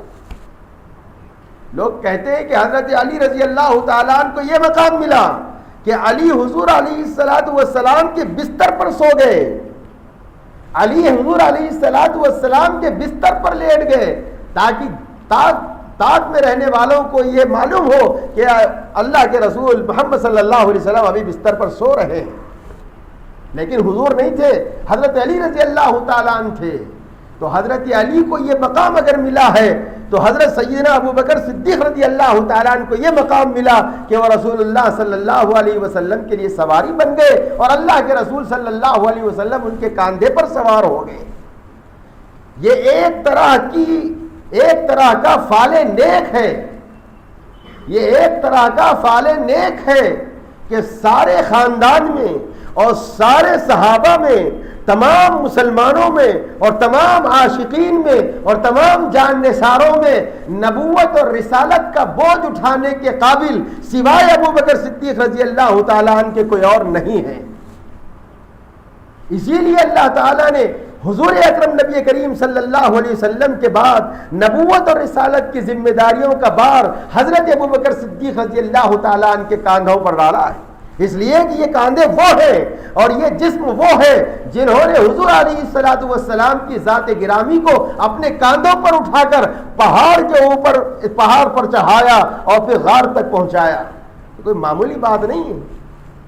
جب غار کے قریب پہنچ گئے اور حضور علیہ السلام داخل ہونے لگے تو سیدنا ابو بکر صدیق رضی اللہ تعالیٰ عنہ نے فرمایا، عرض کیا کہ یا رسول اللہ، بھی آپ ٹھہریے، آپ مت داخل ہوئیے، آپ مت جائیے، ابھی میں جاتا ہوں۔ بات کیا تھی؟ بات رسول اللہ صلی اللہ علیہ وسلم سے محبت تھی اور آپ کی حفاظت اور سلامتی کی فکر تھی۔ کہیں ایسا نہ ہو کہ آپ غار میں چلے جائیں، غار میں کوئی نقصان پہنچانے والا جانور ہو اور آپ داخل ہوتے ہی آپ کو نقصان پہنچ جائے۔ ابو بکر کو یہ گوارا نہیں تھا، ہاں خود کو نقصان میں ڈال لینا اور کسی جانور کے منہ کے حوالے ہو جانا اور اپنی جان کو خطرے میں ڈال لینا حضرت ابو بکر صدیق کے لیے بہت آسان اور بہت سہل تھا۔ اس لیے عرض کرنے کے رسول اللہ آپ مت جائیے، میں جاتا ہوں۔ گئے، جا کر صاف کیا، سوراخ نظر آئے تو سوراخوں میں اپنی چادر پھاڑ کر کے سوراخوں میں ٹھوس دیا اور چادر ختم ہو گئی، سوراخ باقی رہ گیا۔ تو یہ دیکھا نہیں گیا سیدنا ابو بکر صدیق رضی اللہ تعالیٰ عنہ سے کہ ایک سوراخ باقی رہے، ہو سکتا ہے کہ اسی سوراخ میں سے کوئی جانور نکل آئے اور میرے آقا اور میرے سرکار رحمت للعالمین کو ڈس جائے۔ اس لیے انہوں نے اپنے پیر کا ایک انگوٹھا اس سوراخ کے منہ پر لگا دیا، اب سارے سوراخ بند ہو گئے۔ آواز دی، یا رسول اللہ تشریف لائیے۔ اللہ کے رسول صلی اللہ علیہ وسلم تشریف لائے، تھکے ہوئے تھے، چھوٹی سی جگہ تھی، ایک طرف سوراخ پر پیر لگائے حضرت ابو بکر صدیق بیٹھے ہوئے تھے۔ حضور اکرم نبی کریم صلی اللہ علیہ وسلم ان کی گود پہ اپنا سر مبارک رکھ لیا اور لیٹ گئے، تھکے ہوئے تھے، نیند آ گئی۔ حضرت ابو بکر کتنے خوش قسمت ہیں، حضرت ابو بکر کتنے خوش قسمت ہیں۔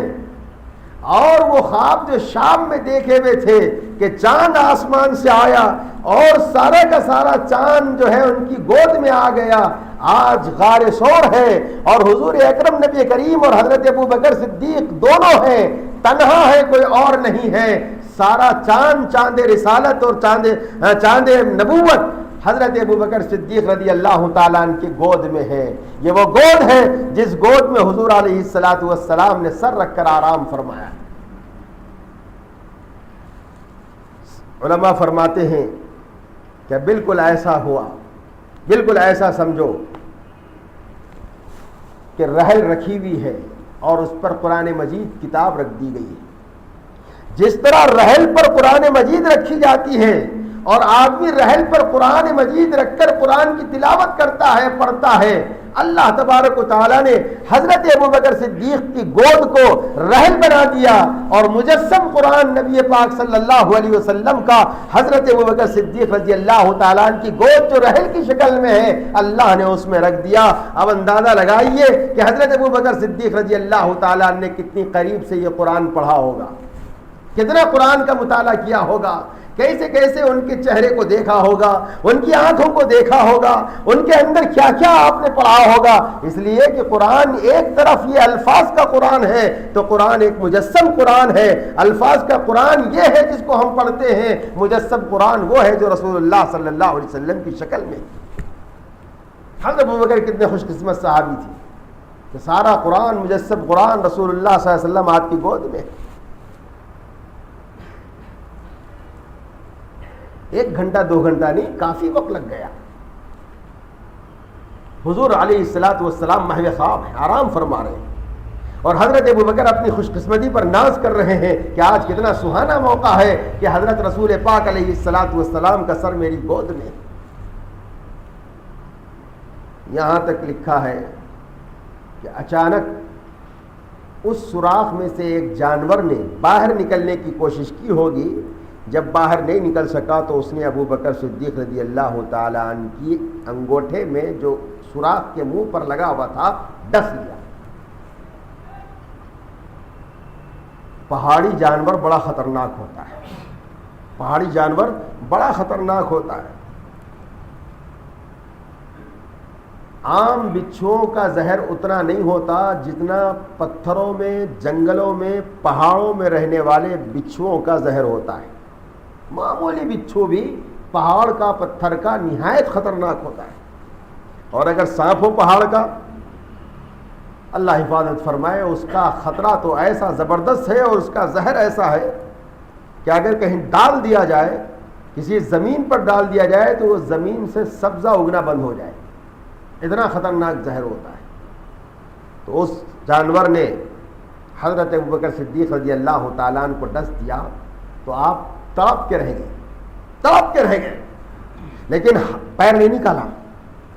آپ تڑپ کے رہ گئے مگر پیر نہیں نکالا، اس خوف اور ڈر سے کہ اگر پیر نکال دوں گا تو جانور نکل کر کے میرے آقا اور سرکار محمد رسول اللہ صلی اللہ علیہ وسلم کو ڈس جائے گا، ابو بکر کی جان چلی جائے، سارا زہر جسم میں پھیل جائے گوارا ہے، لیکن محمد رسول اللہ صلی اللہ علیہ وسلم کی نیند میں خلل آنا اور آپ کے آرام میں خلل آنا یہ بھی حضرت ابوبکر صدیق رضی اللہ تعالیٰ عنہ کو گوارا نہیں تھا، اس لیے اندر اندر اس کو برداشت کرتے جا رہے تھے، لیکن جب برداشت سے باہر ہو گیا تو آپ کے آنکھوں میں آنسو بھر گئے۔ جب آنکھوں میں آنسو بھر گئے تو وہ آنکھوں سے آنسو ٹپکنے لگے اور آپ کے رخساروں سے ہوتے ہوئے حضور علیہ الصلوۃ والسلام کے چہرے انور پر آنسو گرنے لگے۔ حضرت ابوبکر رضی اللہ تعالی عنہ کی آنکھوں کا شبنم رسول اللہ صلی اللہ علیہ وسلم جیسے گلاب چہرے پر، گلاب کے پھول پر پڑنے لگا۔ شبنم گلاب پر پڑتا ہے تو کتنا خوبصورت دکھتا ہے اور کتنا اچھا لگتا ہے۔ حضور علیہ الصلوۃ والسلام کا گلاب جیسا چہرہ حضرت ابوبکر صدیق رضی اللہ تعالیٰ عنہ کی گود میں ہے اور ان کی آنکھوں سے گویا کہ شبنم ٹپک رہی ہے اور حضور علیہ الصلوۃ والسلام کے رخسار انور پر جم رہی ہے۔ حضور علیہ الصلوۃ والسلام کو جب محسوس ہوا جاگ گئے، پوچھا کیا ہوا ابوبکر؟ کہنے لگے یا رسول اللہ سوراخ میں کوئی جانور معلوم ہوتا ہے، اس نے میرے پیر میں ڈس لیا ہے جس کا زہر میرے دماغ تک پہنچ گیا اور میں بے چین و بے قرار ہو گیا اور اتنی طلب ہو رہی تھی کہ آنکھوں میں سے آنسو نکل گئے۔ میں آپ کو اس لیے نہیں جگانا چاہ رہا تھا کہ آپ تھکے ہوئے ہیں، اگر جاگ جائیں گے تو آپ کی آرام میں خلل پڑ جائے گا۔ کیا ابوبکر تھکے ہوئے نہیں تھے؟ کیا ابوبکر انسان نہیں تھے؟ کیا ابوبکر کوئی حساس شے نہیں تھی؟ سب کچھ تھا، لیکن محبت تھی رسول اللہ صلی اللہ علیہ وسلم سے، عشق تھا، تعلق تھا رسول اللہ صلی اللہ علیہ وسلم سے۔ حضور علیہ السلام نے فرمایا اچھا ابو بکر پیر ذرا مجھے دکھاؤ، کہاں ڈسا جانور نے؟ فلاں جگہ ڈسا۔ حضور علیہ السلام نے اپنا لعاب مبارک نکالا اور اس مقام پر لگا دیا۔ حضرت ابو بکر فرماتے ہیں کہ میرا سارا زہر کافور ہو گیا۔ کسی زہر رسیدہ انسان کو فوراً انجیکشن دے دو، ایسا معلوم ہوتا ہے کہ زہر پورا اتر گیا، ختم ہو گیا۔ مجھے تجربہ ہے، ایک مرتبہ پتھر کو میں نے اٹھایا ایک جنگل میں، تو بیوقوفی کی، کسی چیز سے پتھر اٹھانے کے بجائے ہاتھ سے اٹھایا، تو پتھر کے نیچے بچھو تھا، اس نے ڈنگ مار دیا۔ جیسے ڈنگ مارا سارا جسم جو ہے تڑپنے لگا۔ اب میرے ساتھی بہت کوشش کر رہے ہیں، اس کو جو ہے کاٹ کر کے خون نکال رہے ہیں، بہا رہے ہیں، اور جو ہے کسی نے اپنا اظہار بند نکال لیا اور ناڑے سے میرا ہاتھ باندھ دیا، سب کچھ کیا، لیکن سکون بالکل نہیں مل رہا تھا۔ ہمارے ایک ماموں تھے ساتھ میں، وہ فوراً گاڑی پر بٹھا کر کے ڈاکٹر کے پاس لے گئے اور ڈاکٹر نے ایک انجیکشن دے دیا اس مقام پر۔ وہ سارا زہر، ساری تڑپ اور سارا جو ہے جلن بالکل آیا فوراً لمحے میں ختم ہو گیا، اور ایسا لگنے لگا کچھ ہوا ہی نہیں۔ تو جب انجیکشن میں یہ تاثیر ہے تو سید الاولین والآخرین رحمۃ اللہ العالمین محمد رسول اللہ صلی اللہ علیہ وسلم کے لعاب مبارک میں کیا تاثیر تھی ہوگی؟ جس لعاب مبارک کا یہ حال ہے کہ کنویں میں پانی نہیں ہے، اس لعاب کو اس میں ڈال دیا گیا تو پانی ابل کر کے کنویں کے منہ تک آ گیا۔ اس لعاب مبارک کا یہ حال ہے کہ پانی کڑوا ہے، پانی جو ہے بے مزہ ہے، کھارا ہے۔ لعاب مبارک آپ نے نکال کر پانی میں ڈال دیا، آپ کے لعاب نے سارے کھار کو چوس لیا اور پانی کھارا جا کر میٹھا ہو گیا۔ آپ کے لعاب مبارک میں یہ تاثیر ہے کہ 14 آدمیوں کا کھانا 1400 آدمیوں کے لیے کافی ہو گیا، اور پھر بھی بچا رہ گیا، باقی رہ گیا۔ یہ آپ کے لعاب مبارک کی تاثیر ہے۔ آپ کے لعاب مبارک کا یہ اثر ہے کہ خیبر کے موقع پر حضرت سیدنا علی رضی اللہ تعالیٰ عنہ کی آنکھ آ چکی تھی، اور آپ نے ان کو بلایا اور طلب کیا۔ آپ کی آنکھ درد تھی اور آنکھ سے پانی بہ رہا تھا۔ حضور علیہ السلام نے اپنا لعاب مبارک ان کی آنکھ میں لگا دیا، ان کی آنکھ بالکل صحیح ہو گئی۔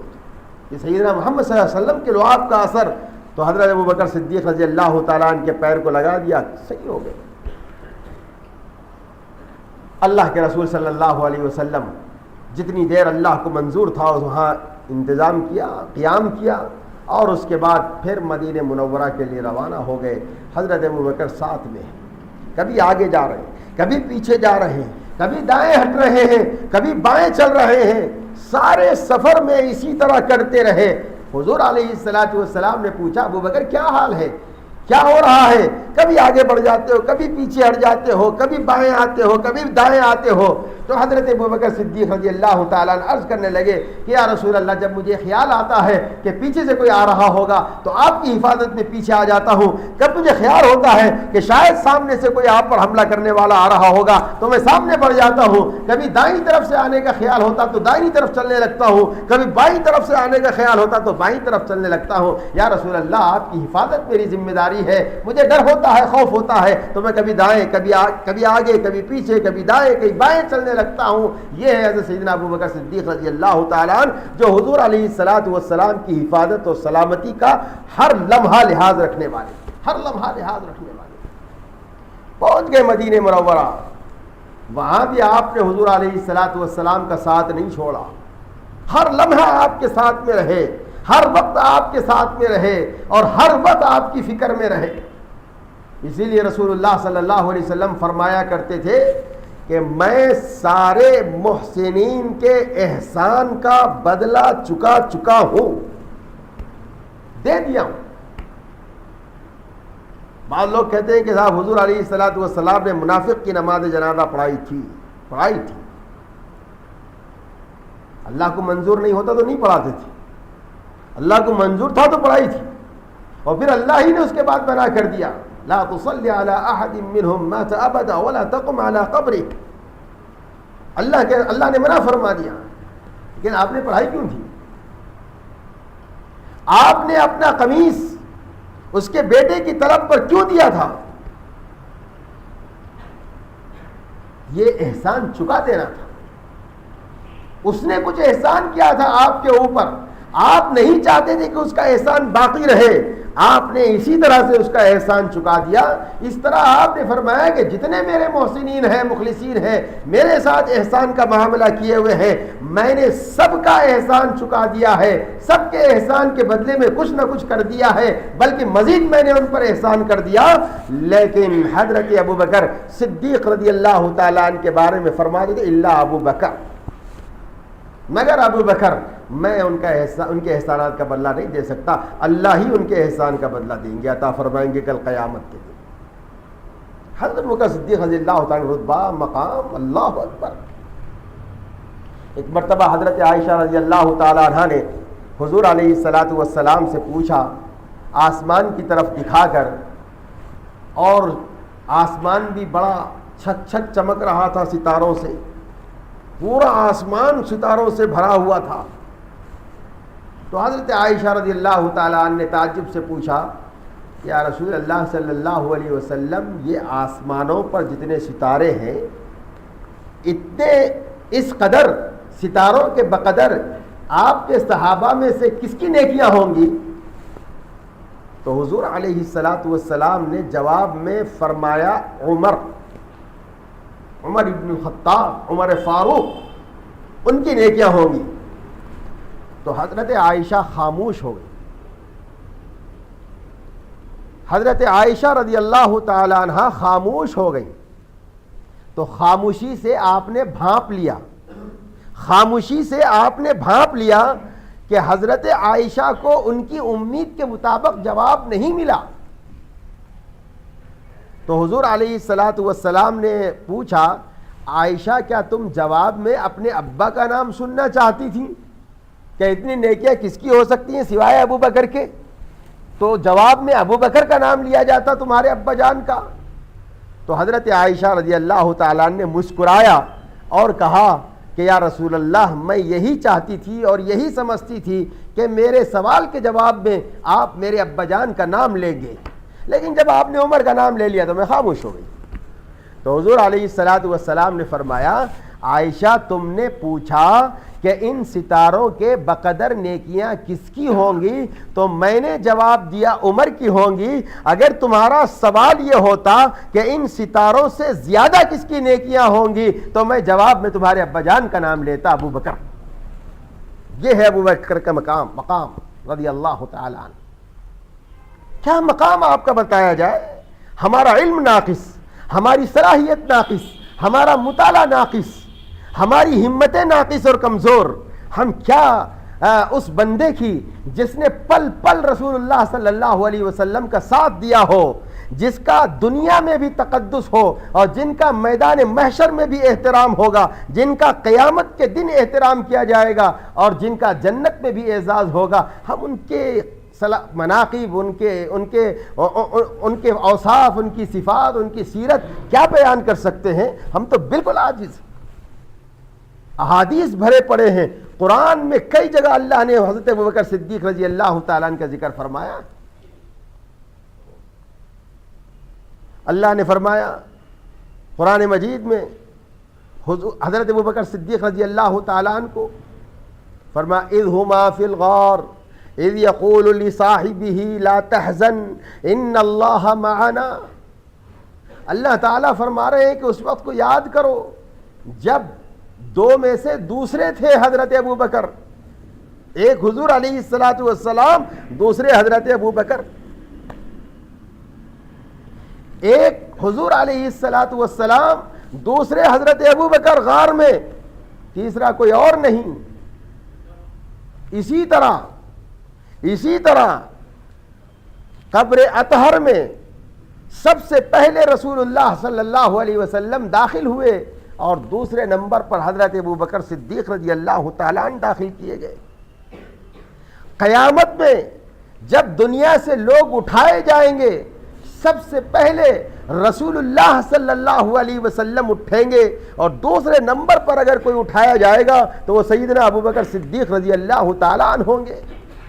حوض کوثر پر سب سے پہلے رسول اللہ صلی اللہ علیہ وسلم ہوں گے، دوسرے ان کے بازو میں اگر کوئی ہوگا تو وہ حضرت سیدنا ابوبکر صدیق رضی اللہ تعالیٰ عنہ ہوں گے۔ جنت میں سب سے پہلے رسول اللہ صلی اللہ علیہ وسلم داخل ہوں گے، دوسرے نمبر پر اگر کوئی داخل ہوگا تو وہ حضرت ابوبکر صدیق رضی اللہ تعالیٰ عنہ ہوں گے۔ یہ ہے حضرت ابوبکر صدیق رضی اللہ تعالیٰ عنہ کا مقام اور رتبہ۔ اللہ نے فرمایا ثانی اثنین، دو میں کا دوسرا، ہر جگہ دیکھ لیے دو میں کا دوسرا، ایک رسول اللہ صلی اللہ علیہ وسلم اور دوسرے حضرت ابوبکر صدیق رضی اللہ تعالیٰ عنہ۔ تو اللہ کے رسول صلی اللہ علیہ وسلم نے خود ان کے مناقب بیان فرمائے، خود ان کے مناقب بیان فرمائے، اور آپ کہتے تھے انت صاحبی فی الغار، اے ابوبکر تم تو میرے ساتھ غار میں بھی تھے، اور تم کو میرے ساتھ حوض کوثر پر بھی رہنا ہوگا، حوض کوثر بھی میرے ساتھ رہیں گے۔ حضرت ابوبکر صدیق رضی اللہ تعالیٰ عنہ کے مناقب فضائل بے شمار۔ ایک مرتبہ حضور اکرم نبی کریم صلی اللہ علیہ وسلم نے پوچھا صحابہ سے، جیسے آپ حضرات جمع ہیں، صحابہ کی ایک مجلس تھی، اللہ کے رسول صلی اللہ علیہ وسلم نے صحابہ سے پوچھا کہ یہ بتاؤ کہ آج تم میں سے کون روزے سے ہے؟ تو سارے صحابہ خاموش رہے۔ حضرت ابوبکر صدیق رضی اللہ تعالیٰ عنہ اٹھ کے کھڑے ہو گئے اور عرض کرنے لگے کہ انا یا رسول اللہ، میں آج روزے سے ہوں۔ حضور علیہ الصلاۃ والسلام نے پھر پوچھا اور سوال کیا، بتاؤ آج تم میں سے کسی مسکین کو کس نے کھانا کھلایا ہے؟ سارے خاموش ہیں۔ حضرت ابوبکر صدیق رضی اللہ تعالیٰ عنہ کھڑے ہوتے ہیں، کہتے انا یا رسول اللہ۔ حضور اکرم نبی کریم صلی اللہ علیہ وسلم نے پوچھا کہ بتاؤ آج تم میں سے مریض کی کس نے عیادت کی ہے؟ تو سارے خاموش ہیں۔ حضرت ابوبکر صدیق رضی اللہ تعالیٰ اٹھتے ہیں اور عرض کرتے ہیں کہ انا یا رسول اللہ۔ حضور اکرم نبی کریم صلی اللہ علیہ وسلم سوال کرتے ہیں، پوچھتے ہیں کہ اچھا بتاؤ آج کسی بھائی کے جنازے میں کس نے شرکت کی ہے؟ تو حضور اکرم نبی کریم صلی اللہ علیہ وسلم کے جواب میں حضرت ابوبکر صدیق رضی اللہ تعالیٰ اٹھتے ہیں اور عرض کرتے ہیں کہ یا رسول اللہ میں اپنے مسلمان بھائی کے جنازے میں شریک ہو کر آ رہا۔ ایک ہی دن ہے، ایک ہی موقع ہے، ایک ہی وقت ہے، روزے سے بھی ہیں، مسکین کو کھانا کھلائے ہوئے بھی ہیں، مریض کی عیادت بھی کیے ہوئے ہیں، جنازے میں شریک بھی۔ تو حضور علیہ الصلاۃ والسلام نے فرمایا یہ تمام اعمال جس نے ایک دن میں جمع کر لیے ہوں وہ جنت کے جس دروازے سے چاہے جنت میں داخل ہو جائے۔ یہ ہے حضرت ابوبکر صدیق رضی اللہ تعالیٰ عنہ کا مرتبہ مقام۔ آپ نے فرمایا کہ جنت کے سارے دروازے تمہارے لیے کھلے ہیں، جس دروازے سے جاؤ جنت میں داخل ہو جاؤ۔ آپ کے جنتی ہونے کا اعلان یقینی اعلان حضرت ابوبکر صدیق رضی اللہ تعالیٰ عنہ کے بارے میں رسول اللہ صلی اللہ علیہ وسلم نے فرمایا۔ بہت اوصاف، بہت کمالات، بڑی خوبیاں، بڑا اعتماد، بڑا بھروسہ، سارے مسلمانوں پر حضرت ابوبکر صدیق رضی اللہ تعالیٰ عنہ کا احسان، سارے مسلمانوں پر، ساری دنیا پر حضرت ابوبکر صدیق رضی اللہ تعالیٰ عنہ کا احسان۔ اسی لیے حضور علیہ الصلاۃ والسلام نے ایسے اشارے چھوڑے تھے جن اشاروں کی روشنی میں، جن اشاروں کی تہ سے یہ بات یقینی ہے کہ حضور علیہ الصلاۃ والسلام نے اپنے بعد اس خلافت کا بار اور نبوت اور رسالت کے فرائض کو پورے کرنے کی ذمہ داری حضرت ابوبکر صدیق رضی اللہ تعالی عنہ کے سپرد کر دی تھی۔ ایک خاتون آئی اللہ کے رسول صلی اللہ علیہ وسلم کے پاس، کچھ بات کرنے لگی اور کچھ بات ایسی رہ گئی تھی کہ آپ نے ان سے کہا تھا کہ بعد میں آ کے پوچھ لینا۔ تو اس خاتون کو خیال ہوا کہ بعد میں آئیں اور حضور نہ ملیں، انتقال ہو جائے تو ہم کیا کریں۔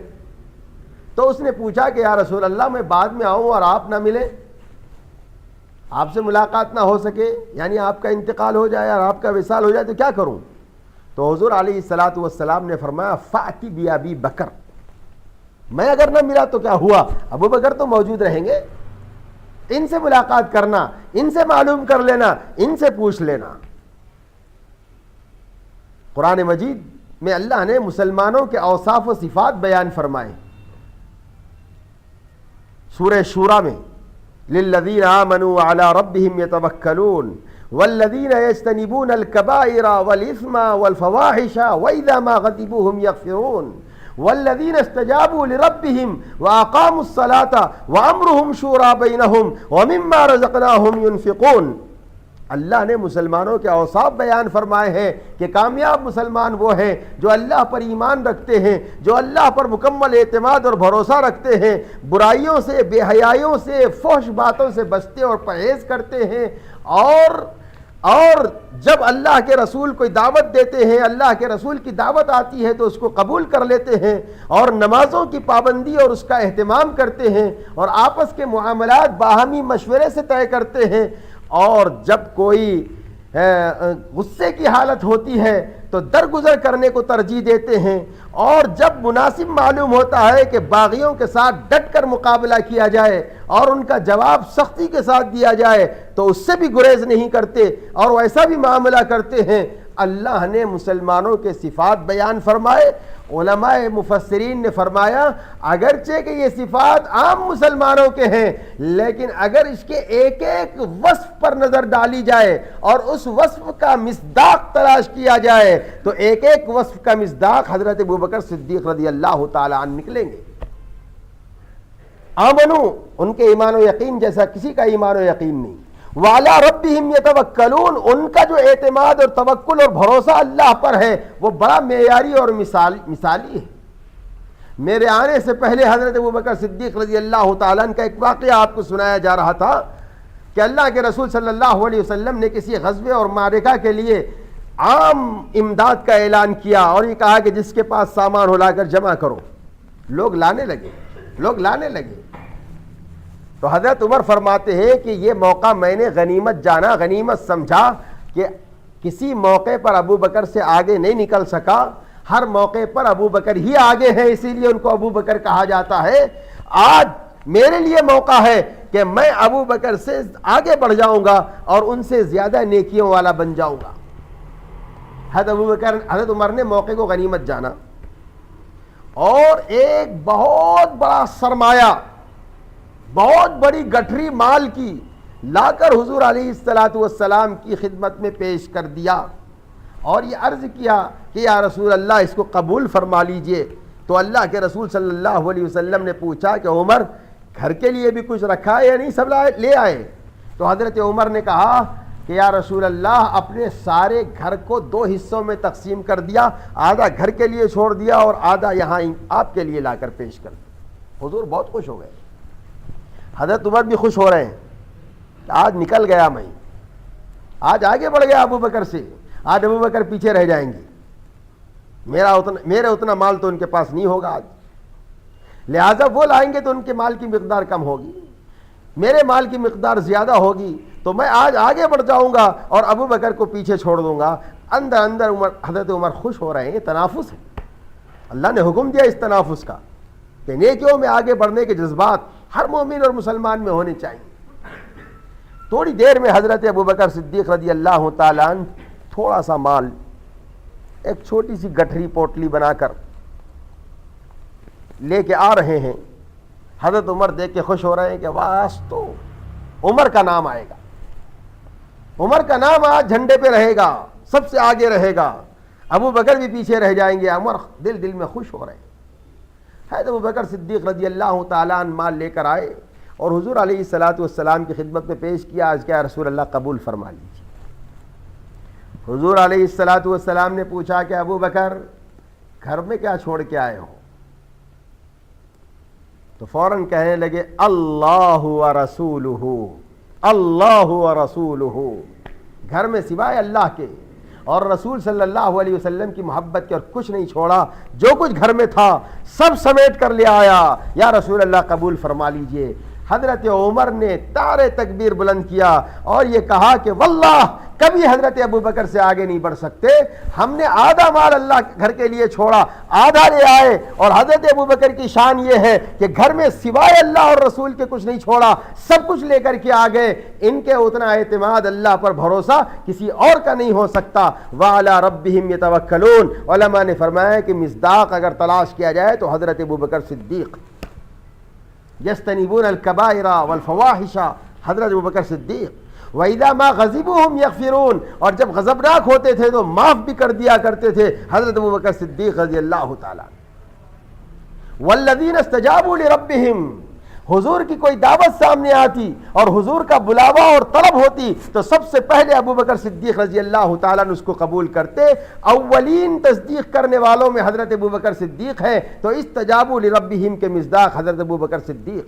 وَأَقَامُوا الصَّلَاةَ، نماز پڑھنے کا انداز ایسا پیارا تھا کہ رسول اللہ صلی اللہ علیہ وسلم نے اپنی بیماری کے زمانے میں کسی کو نماز کے لیے، امامت کے لیے نہیں منتخب فرمایا، نہیں یاد کیا، حضرت ابو بکر صدیق کو یاد کیا۔ کیوں؟ اس لیے کہ ان کی نماز پڑھنے کا انداز نہایت نرالا تھا اور نہایت بہترین تھا۔ اللہ نے فرمایا وَالَّذِينَ اسْتَجَابُوا لِرَبِّهِمْ وَأَقَامُوا الصَّلَاةَ وَأَمْرُهُمْ شُورَىٰ بَيْنَهُمْ، ان کے سارے معاملات باہمی مشورے کے ذریعے سے ہوتے تھے۔ وَمِمَّا رَزَقْنَاهُمْ يُنْفِقُونَ، جو کچھ ہوتا تھا اللہ کے راستے میں خرچ کر ڈالتے تھے۔ حضرت ابو بکر صدیق آیت کے مصداق بنے ہوئے۔ اور وَالَّذِينَ إِذَا أَصَابَهُمُ الْبَغْيُ هُمْ يَنتَصِرُونَ، اور جب کوئی باغی سامنے آ جاتا ہے، لوگ بغاوت کر جاتے ہیں، تو حضرت ابو بکر خاموش نہیں رہتے۔ اللہ نے فرمایا ایمان والوں کے اعمال وصف کہ بغاوت میں بھی صاحب نیک بنے ہوئے ہیں، شریف بنے ہوئے ہیں، اور آدمی بغاوت کر رہا ہے، اسلام اس کی تعلیم نہیں دیتا۔ اسلام جہاں عفو اور درگزر کی تعلیم دیتا ہے، وہاں باغی کو دو ٹوک جواب دینے کی تعلیم بھی دیتا ہے۔ کوئی آدمی چلا جا رہا ہے، ہم صاحب آج تواضع اختیار کر رہے ہیں، عاجز بنے ہوئے ہیں، لوگ توہین کر رہے ہیں ہماری، ہم عاجزی اور تواضع اختیار کیے ہوئے ہیں۔ نہیں، اسلام اس کی تعلیم نہیں دیتا۔ تواضع اور عاجزی یقیناً اسلام کا شاندار وصف ہے اور اللہ کا حکم ہے، لیکن جہاں توہین ہو رہی ہو، تحقیر ہو رہی ہو، اسلام کو بدنام کیا جا رہا ہو، محمد رسول اللہ صلی اللہ علیہ وسلم پر آنچ آ رہی ہو، اخلاق بگڑ رہے ہو، وہاں تو اس بدتمیز کا جواب دینا ہی ہوگا۔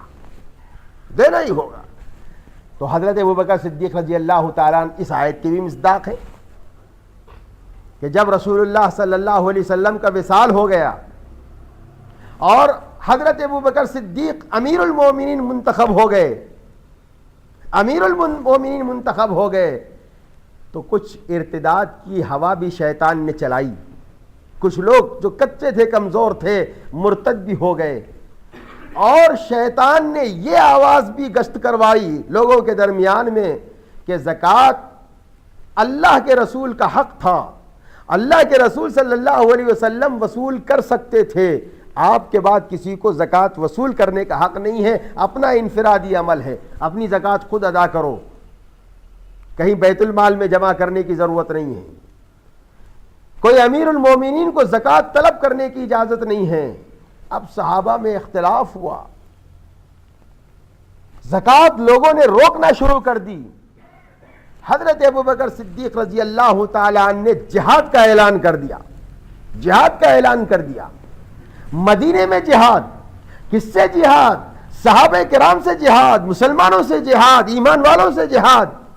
حضرت عمر فاروق رضی اللہ تعالیٰ عنہ گئے، عرض کیا کہ اے امیر المومنین فیصلے پر نظر ثانی کر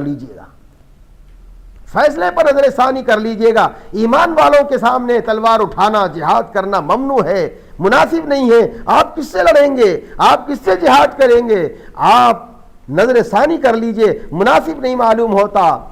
تو حضرت ابوبکر صدیق رضی اللہ تعالیٰ عنہ نے فرمایا کہ عمر، اگر ایک بندہ بھی معمولی زکوٰۃ بھی روک لے گا، ایک جانور کی رسی جو زکوٰۃ میں دیتا تھا رسول اللہ صلی اللہ علیہ وسلم کو، اگر وہ بھی روک لے گا اور اس کے ادا کرنے سے بھی پیچھے ہٹے گا تو ابو بکر کی تلوار اس کی گردن پر بھی وار کرے گی۔ ابو بکر پیچھے ہٹنے والا نہیں ہے۔ حضرت عمر فاروق رضی اللہ تعالیٰ عنہ فرماتے ہیں کہ ابو بکر کا جلال اور ان کا عزم و استقام ایسا زبردست تھا کہ سارے صحابہ کے سینے منشرح ہو گئے اور سارے صحابہ کے دلوں میں بات اتر گئی کہ حضرت ابو بکر کا اقدام سختی کا جو نوٹس لیا جا رہا ہے یہ غلط نہیں ہے، یہ عین وقت کے تقاضے کے مطابق ہے اور ہونا چاہیے۔ چنانچہ ابو بکر صدیق رضی اللہ تعالیٰ عنہ کے اس عزم اور حوصلے اور جرأت کا اثر یہ ہوا کہ تمام صحابہ نارمل ہو گئے، اور اسلام جیسے رسول اللہ صلی اللہ علیہ وسلم کی حیات اور زندگی میں تھا، اعمال اور عبادات ادائیگی جیسے رسول اللہ صلی اللہ علیہ وسلم کی حیات مبارکہ میں تھی، ویسی ہی صحابہ کرام سب کرنے لگے اور زکوٰۃ لا کر جمع کرنے لگے، معافی مانگنے لگے، معذرت چاہنے لگے۔ مدینہ طیبہ کے مسلمان سب پھر مضبوط اور مستحکم ہو گئے۔ حضرت عمر رضی اللہ تعالیٰ عنہ اپنے دور خلافت میں اپنے ساتھیوں کے درمیان یہ کہا کرتے تھے کہ اگر کوئی ایسا موقع آ جائے کہ مجھ سے یہ کہا جائے کہ عمر تم اپنی زندگی کی ساری نیکیاں دے دو، اور اس کے مقابلے میں حضرت ابو بکر صدیق رضی اللہ تعالیٰ عنہ کی وہ قربانی جو غار ثور میں رسول اللہ صلی اللہ علیہ وسلم کی حفاظت میں دی تھی، ہجرت کے سفر کے موقع پر جو قربانی انہوں نے دی تھی، اس ایک رات کی قربانی مجھے دے دی جائے، اور اس ایک دن کی قربانی اور عزم و استقلال کا جو جوہر ہے وہ مجھے دے دیا جائے، جو رسول اللہ صلی اللہ علیہ وسلم کے وصال کے بعد حضرت ابوبکر صدیق نے ظاہر فرمایا تھا۔ اس ایک دن کی عبادت اور ایک دن کی قربانی اور اس ایک رات کی قربانی مجھے مل جائے، اور میری زندگی کا سارا سرمایہ اور ساری نیکیاں اس کے مقابلے میں لے لی جائے، تو میں سمجھوں گا کہ میں خوش قسمت ہوں، میرا سودا نہایت مبارک ہے، اور میں بہترین سودا کرنے والا رہوں گا۔ یہ میری خواہش اور تمنا ہے کہ ان کی 2 دن کی نیکیاں ایک رات اور ایک دن کی میری ساری زندگی کی نیکیوں پر بھاری۔ یہ ہے حضرت ابوبکر صدیق رضی اللہ تعالیٰ عنہ۔ اللہ ہمیں ان کی سیرت طیبہ کے پڑھنے کی توفیق اور سعادت مرحمت فرمائے۔ بہت سارے اوصاف و صفات ہیں، لیکن اب بولنے کی ہمت ختم ہو رہی ہے، گھٹ رہی ہے۔ مضمون، صفات، اوصاف بے شمار باقی ہیں۔ آپ حضرات سے صرف اتنی گزارش ہے کہ سیرت سیدنا صدیق، حضرت صدیق رضی اللہ تعالیٰ عنہ کی سیرت کا مطالعہ کیجئے، اپنے ایمان و یقین کو مضبوط کیجئے، اپنے اعمال کی اصلاح کیجئے، اپنے اخلاق کو درست کریے۔ اللہ تعالیٰ ہمیں اور آپ کو حضور علیہ الصلاۃ والسلام کے اور حضرات خلفائے راشدین کے، صحابہ کرام کے اخلاق اور سیرت کو پڑھنے اور معلوم کرنے اور اس کے مطابق اپنی زندگی گزارنے کی توفیق اور سعادت مرحمت فرمائے۔ وآخر دعوانا ان الحمد للہ رب العالمین۔